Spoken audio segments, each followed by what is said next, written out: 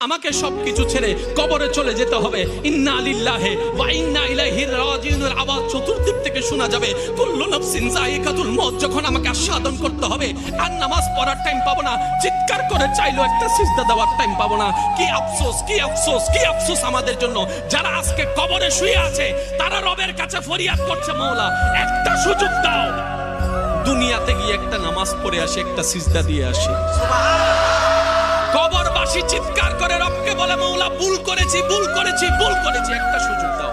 আবার দুনিয়ায় যাব, মাওলা হাজার ব্যবসা থাকুক আমি নামাজ ছাড়বো না, হাজার চাকরি থাকুক আমি নামাজ ছাড়বো না। মাওলা একটা সুযোগ দাও, একটা সুযোগ দাও, একটা সুযোগ দাও। মাটির নিচে যারা আছে তারা বলছে, আর মাটির উপর যারা আছে তারা বলছে, ভাই নামাজ তো পড়তে আয়। একজনে বলে যে কিভাবে আসবো, আমার প্যান্ট তো ঠিক নাই, আমার প্যান্টও ঠিক নাই, আমার শরীর তো পাক নাই, আমার কাপড় তো পাক নাই। আরেকজনে বলে আমি যদি নামাজে যাই দোকানটা এখন বন্ধ করে লসের টাকা